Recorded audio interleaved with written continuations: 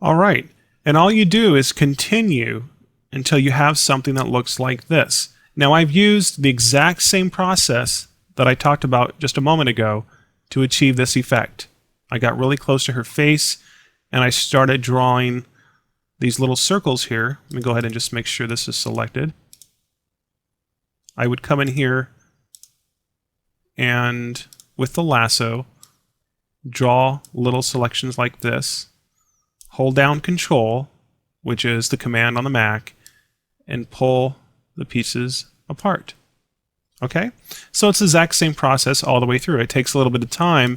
Now I could show you how I did the whole thing, but that would probably take a couple hours, and I'm not sure if you're going to want to sit through that whole thing. So I wanted to just show you exactly how I did this. Also, when you are finished, when you get all the way to her face and you're following that guide that you created, well, when you get there, you're also going to want to make sure that you can crop this side of the face over here on this image. Now that I've completed all this, what I can do is make sure that her face is masked very close to the edge all the way around, even the eyebrows there, or the eyelashes, sorry. But that's what I did. I used the pen tool and I came through here and right along her face, and I cut that out. If you want to know more about cropping and masking, if you want to master that, then check out the masking and cropping video on this course, and I'll show you and tell you all about that. But you can see that I've cut out this side of her face so it looks nice and even, and then I made this stretched layer invisible, and this is what I have.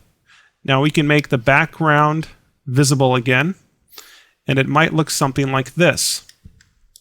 We have the original stock image in the background now. Now I'm just showing you all this now with the final product image that's called Breaking Apart.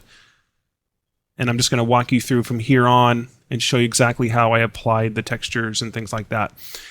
But you can see that I've turned on the stock image here so we can see it through the background. So what we must do is create sort of like this black background behind this side of her head, because if we don't, then it's just going to look, you're going to have the pieces over her head there and it's just not going to look right. So what I did is I created this backdrop layer. So what I did is I took the selection of her head here and I've just filled it in. You can see this is what it looks like. It's just a filled black shape here.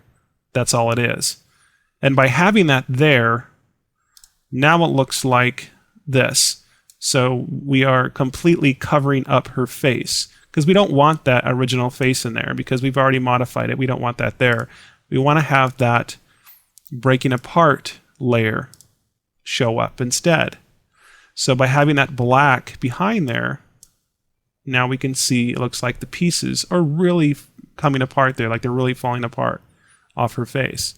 So that's one thing that you'll have to keep in mind when you're doing this with your own images, is that you have to cover up the face or the object with like a black shape or a backdrop or whatever color you want. And it looks like to me that that's not even lined up correctly. So I could probably just come in here with the arrow keys on the keyboard and there we go, something like that. You get the idea. So